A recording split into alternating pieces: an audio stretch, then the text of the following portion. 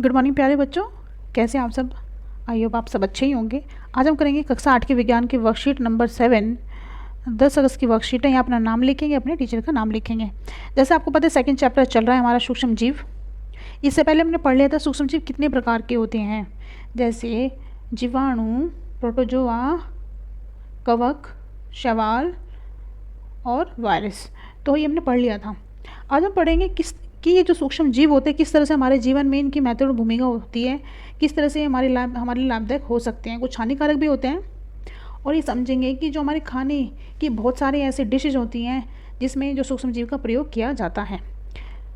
तो सूक्ष्म जीव की हमारे जीवन में महत्वपूर्ण भूमिका है। इनमें से कुछ लाभदायक, कुछ हानिकारक भी हो सकते हैं। सूक्ष्म जीव विभिन्न खाद्य पदार्थों को बनाने में सहायता करते हैं, जैसे दही, ब्रेड, केक। इन सब में सूक्ष्म जीव की सहायता ली जाती है बनाने के लिए। दही को जमाने के लिए गर्म गुनगुना दूध में थोड़ा सा दही मिलाते हैं और फिर लैक्टोबैसिलस नाम का जीवाणु दूध में जनन कर उसे दही के रूप में परिवर्तित कर देते हैं। अब दही है, उसमें होता है लैक्टोबैसिलस, एक जीवाणु होता है। जब उसको दूध में डालते हैं तो वो अपने ही जैसे बहुत सारे जीवाणुओं को का जनन करते हैं, मतलब अपनी जैसी बहुत सारे जीवाणु बना लेते हैं, तो वो दही में परिवर्तित हो जाता है सारा का सारा दूध। जीवाणु पनीर बनाने जैसे खाद्य पदार्थों में भी सहायक होते हैं। अब किण्वन क्या होता है, देखो किण्वन एक ऐसी प्रक्रिया है जिसके दौरान भोजन में मौजूद चीनी ईस्ट द्वारा अल्कोहल में परिवर्तित हो जाती है। तो ईस्ट क्या है, यहाँ पे ईस्ट भी एक सूक्ष्म जीव होता है। तो चावल के आटे में किण्वन में बैक्टीरिया ईस्ट सहायक होते हैं। चावल का आटा जब ख़राब हो जाता है, जब आटा ख़राब होता है तब भी ईस्ट की वजह से होता है। अगर हमें इडली बनानी है तो आटा हमारा फूलना चाहिए। जो आटा फूल जाता है उसमें छोटे छोटे छिद्र हो जाते हैं, वो सब होता है बैक्टीरिया और ईस्ट की वजह से, जिससे जो स्पंजी इडली बनाने में सहायता मिलती है। तो यीस्ट तीव्रता से जनन करके श्वसन के दौरान क्या हो, छिद्र कैसे बनते हैं। जो यीस्ट होता है वो तीव्रता से जनन करता है, श्वसन के दौरान कार्बन डाइऑक्साइड को प्रोड्यूस करता है, उत्पादित करता है, और ये गैस बाहर निकलने की कोशिश करती है तो बुलबुले आटे का आयतन बढ़ा देते हैं, जिसके परिणाम स्वरूप जो आटा फूल जाता है। यहाँ पे देखिए पहले आटा ऐसे था, फूल के बाद में ऐसा हो गया। यह इडली बनाने में किण्वन विधि का प्रयोग किया जाता है।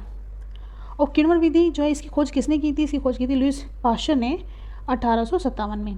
अब किण्वन प्रक्रिया का उपयोग बेकिंग उद्योग में जैसे ब्रेड, केक और पेस्ट्री बनाने में किया जाता है। इसका उपयोग शराब के उत्पादन में भी किया जाता है। तो इस तरह से आप देख सकते हो किस तरह से हमारे जो भोजन, अलग अलग तरह की जो डिशेज होती हैं, हमारे जो हम भोजन खाते हैं उसमें जो सूक्ष्म जीव है उनका कितना महत्वपूर्ण रोल है।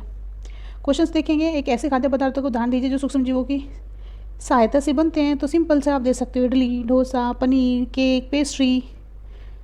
नेक्स्ट है किण्वन प्रक्रिया क्या है, किण्वन प्रक्रिया किस प्रकार से आटे के फूलने में सहायता करती है।